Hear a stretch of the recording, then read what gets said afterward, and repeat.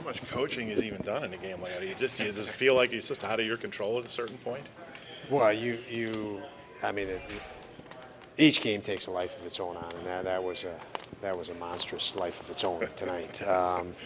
But yeah, you're still trying to manage and keep guys in it and keep guys positive. And you know the what you have to see, we saw. You just have to stay with it. You can't dwell on mistakes. Obviously, you've got to go back and get after it. And you know, a tie game.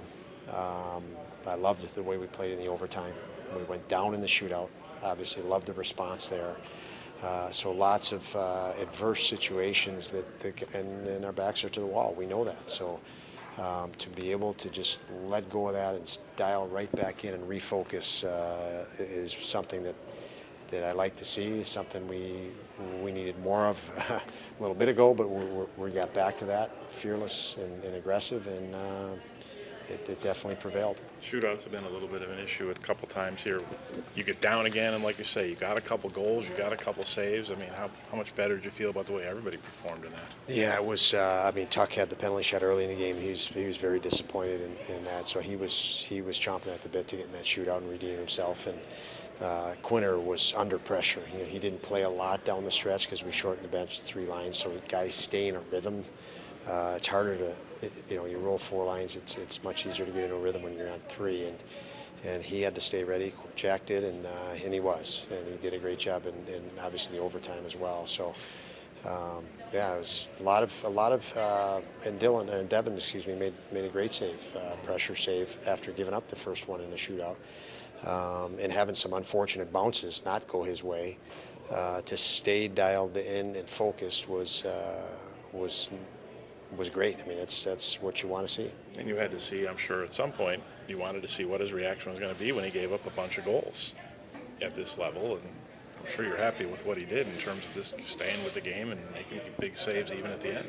Yeah, it's that in itself is impressive. Like I said, there were at least three goals I can think of right now that there's not much he could do on it.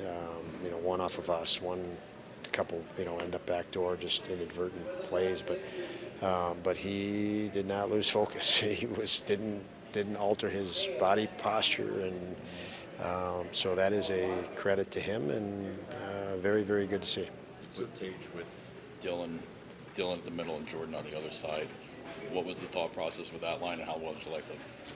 Well, I think, you know, Greenway's a guy that's just getting back into it as well too, and trying to get comfortable, and I see his comfort level improving, increasing every day.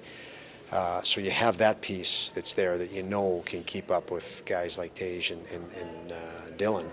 And then, you know, to give Tage a chance to not take off face-offs and a little bit less on his plate, I thought was that went into it. And then, you know, when you separate Thompson and Tuck, you have a defensive group over there that can't match up against Thompson and Tuck anymore. So that was another factor in that tonight, to give Tomer a little bit more. A little bit less of you know, the opposition to focus on, and keep them with good quality players and or scoring players, I should say, and it turned out great. It's kind of a big picture question, but when you get a young team that can outscore its mistakes and knows it can score, is it hard as a coach to rate them in, right, and get them to play tighter and a little bit more careful, manage the game better? It is. I think both teams are going through that with the young guys, and it's you know, for us, our approach to it was to make sure these guys learn and know they can compete at this level and score at this level and make plays at this level. If they don't know that, they're never ever going to be confident. So we've gone through that process of, you know, building that confidence. And if you followed us the last month, you know, now I've shifted to coach quite differently, and you coach situations, and you know, our situation changes and coaching changes when that happens, and you know, we certainly have to develop, and now's the time to do that, and now's the time the attention's drawn to it by our guys, and they know it, but they're confident they can score, so it's the right time to go after them for that. Cozens breaks 30 goals. It's the 4th guy on the team to get 30 this year. For him, it's the first time. How do you feel about that? for him to be able to accomplish that so early in his career. Yeah, that's exciting. Obviously exciting to be a part of, any player that's climbing ladders like that, and he's earned it. He competes. So when you do that as a coach, you put guys in positions to succeed. When they're going through the wall for you as a coach or you as an organization, you just give them.